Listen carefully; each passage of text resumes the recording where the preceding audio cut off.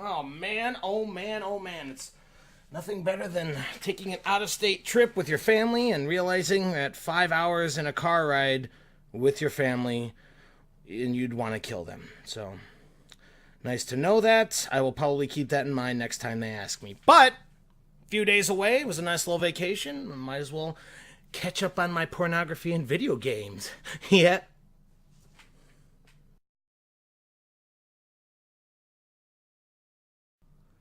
Landless. How did I not know about this? This is a survival game, and it's an alpha stage. This is right up my alley. What the hell's going on right here? Did it recently come out? 6 months! It's been out for 6 months, and I knew nothing about it. All that time, I could have just waited to capitalize off of this, and it's just been sitting right there. I guess I can stop jerking off for about a couple hours while I play this. I should really get on top of this, but man, after that, I'm gonna need a second bottle of lotion.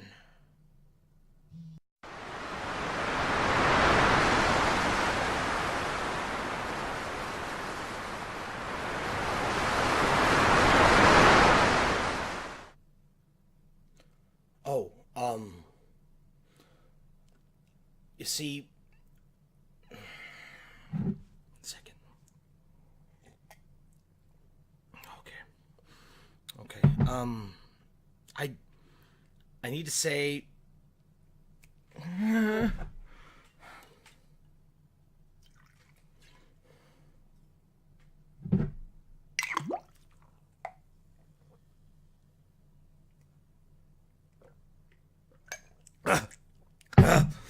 okay, okay, okay, listen.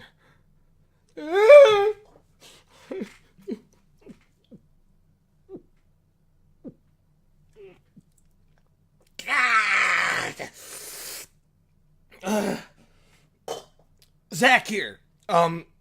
Landless. Alpha Ass episode. Really good. New episode. Oh God, kill me. Oh God, kill me. Oh God, kill me.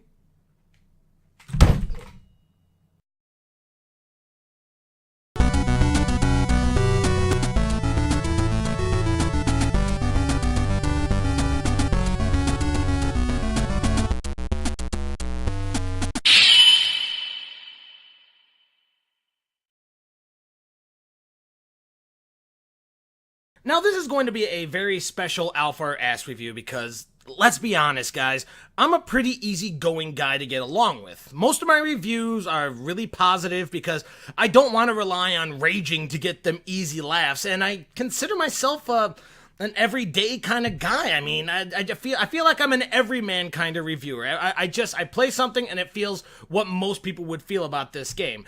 But Landless! Oh, God! This fucking game is such an ugly, underwhelming piece of trash. I don't know why they're selling it for $15. Yes, $15 fucking dollars. Now, let me preface this from the people who are going to come on and say, Zach, it's alpha and it's only been out for 6 months. Just give it a break. I know it's alpha. I've played many alpha games. I know it's fairly new in the past 6 months. I understand that. But if it's so new that the AI is dumber than a sack of dildos, the sound design is worse than AIDS, and everything looks clunky and ugly, then it should be a significantly lower price, if at all free. I would say it should be free. But let's start this fucking review so I can vent my anger out and not scream at the edge of a busy street in my underwear because the cop said I can't do that anymore. I'm sorry, I thought this was America. This is Landless, a video game located in a world that has no land. Do you get it? Do you get it? A video game that takes place where there's no land in sight. Yeah, that's why it's called Landless. It's fucking genius. It starts off with a non-descriptive protagonist driving a boat in the middle of an endless ocean, but as soon as you start jumping around your boat, you'll quickly notice it's a female, and she really likes jumping around.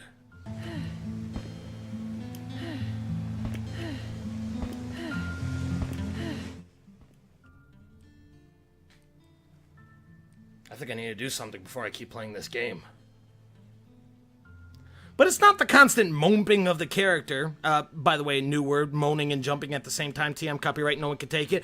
That's not the only thing that makes up this symphony of a bad sound design. You also have the droning of the boat that's not only loud, but mind-numbingly loud.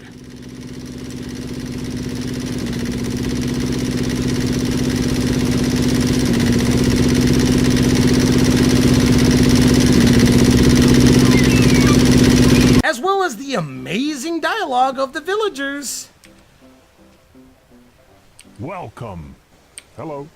Cool. Ha ha ha. Oh yeah. Hello. Oh yeah. Cool. Oh yeah. Not to mention their incredibly original scream when you start glacking them.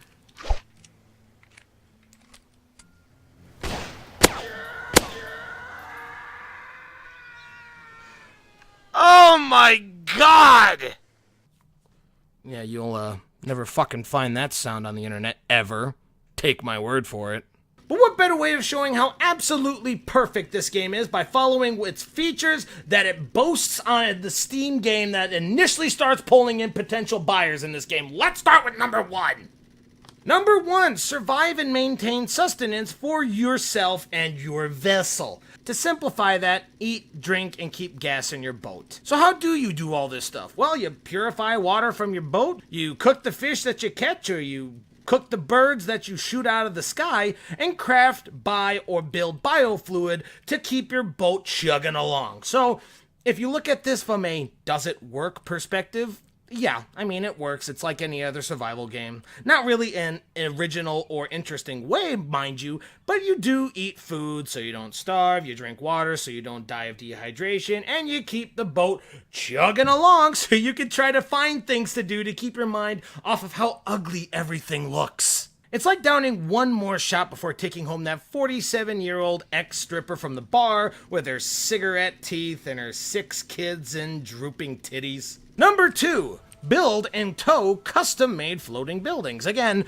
pretty straightforward. It's exactly what it sounds like. You make a floating structure that you could tow along behind your boat like a shitty piece of driftwood. Now, if you're asking yourself, why would you pull an entire structure behind you when you could just leave it somewhere and just make that as your base you can keep coming back to over and over again?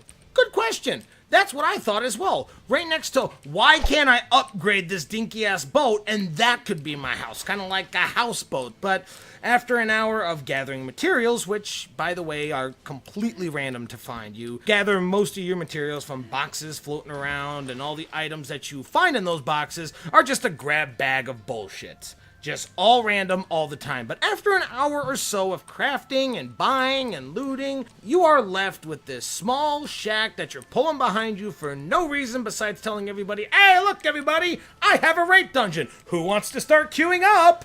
I have zero pride in this at all. Number 3, discover other survivors and trade with random traveling merchants. Now, I'm not quite sure if discover other survivors means there's other human players, but I found absolutely no one besides the same 2 or 3 character model NPCs who don't even seem to care that you're stealing their shit in front of their eyes, or killing their people, or trespassing on their houses, so they may as well be walking pieces of wood who have the most generic scream of all time besides the Wilhelm scream.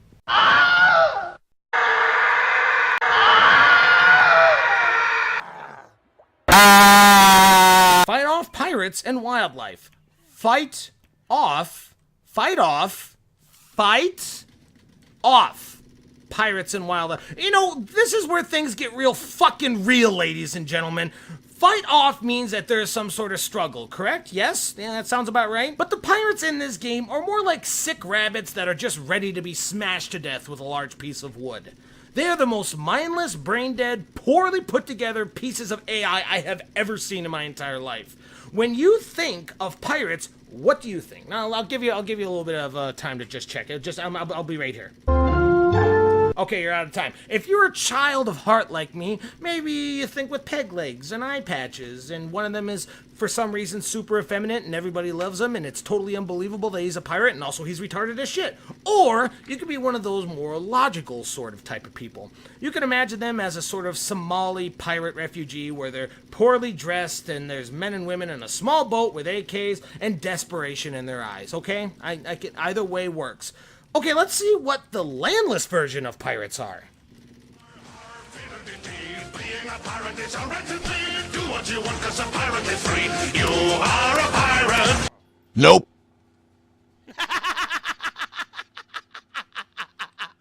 What the fuck is this? What the fuck is this? These guys come in on their rinky-dink boats, or these bigger ones somehow, but they still look equally shitty as the rinky-dink looking boats, and they're just awful. They're just awful. They either hit you 100% of the time, or they miss every fucking shot. These guys are to actual pirates as the Twilight franchise is to the Bram Stoker's Dracula. And some wildlife that we have right here. I mean, what do? You shoot a shark that's in the water, and what do? They turn into Speedy Gonfucking-Zales.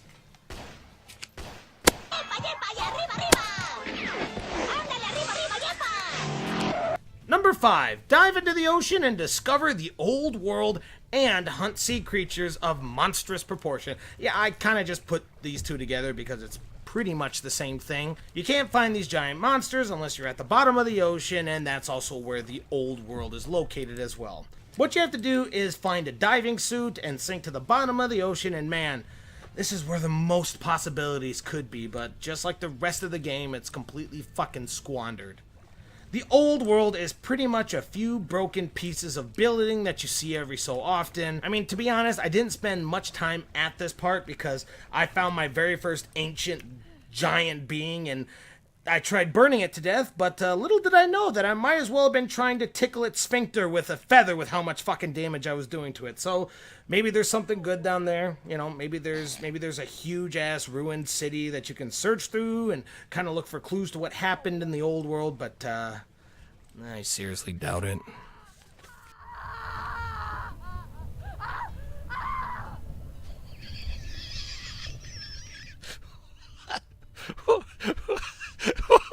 What? That seemed a bit overdramatic. Okay. Oh, okay. Look, I'm sorry. I now that I got that all off my chest, I actually do want to say something positive about this game, because even after I pretty much bent over this game and systematically rammed my personal opinions up every single hole in its body with absolutely no lube or tender foreplay, the idea of this game is breathtakingly amazing.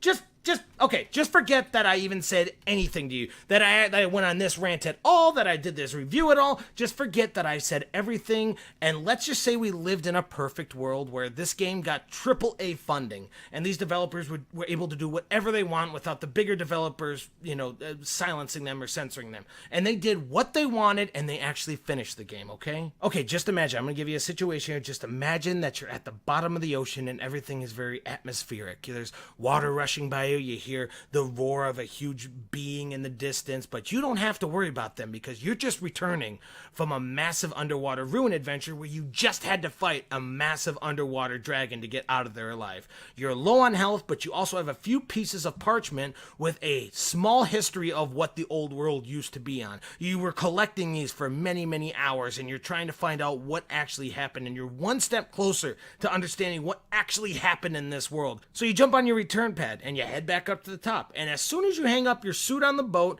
you hear something. Before you're able to even read what's on the parchment, you hear screaming and gunfire and multiple boats revving behind you. You look in the distance and there's 5 pirate gunner ships. They heard you fighting the demon underneath the water and they're looking for leftover scraps. You are too low on health with absolutely no med kits on you at the time, but then you remembered, I actually have several of them in my floating fortress about a mile away with assault rifles and armored walls and everything that I'll need to defend though against these guys.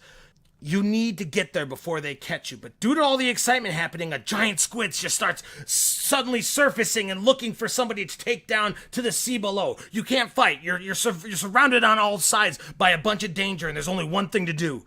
flee for your life. And it's a good thing that you crafted those upgraded biofuels that increase your speed of your boat. You throw them all in there and you take off in hopes that you can get out of there with your life. Natural, fun gameplay. That's what this game can be. And hell, I mean, it might be going that direction without my fat ass explaining what it needs to be doing. But in the state of this aborted game as it is, it's not worth $15. It's not even close to being $15 worth. If you're looking for test subjects to debug the game or to offer ideas or anything like that, give it out for free until you polish it up more. Get better AI, make better buildings, maybe throw in a tutorial, because not a lot of people can understand how to adapt to this game that quickly. Just don't put out such a rough draft and just start asking for such a large amount of money. I know $15 doesn't seem like a lot, but it's a lot for the people who might be buying this game. Students, people who are still living with their parents, people who are working part-time. They're not going to spend $15 on a game that's not even a fourth finished. But that all being said, I'm not actually going to refund it. I've played it a little bit less than 2 hours because I think that's still the cutoff time for the Steam thing. But I'm not going to do it because this has such a good possibility. This has such a great possibility for it being a fantastic game if they put more time and effort into this. This might be one of the better games out there, but as of right now, it's not worth the $15, and I would not suggest buying it for the $15. But if you have a big sack full of money that you just keep all around your house, if you have several bags of money all around your house and you want to support these developers, by all means, go ahead and buy the game, and then just don't play it for a couple of years, I would imagine here. Wait a minute, if you had bags of money laying around your house, why am I still paying off the loan on my house? You rich, greedy mother...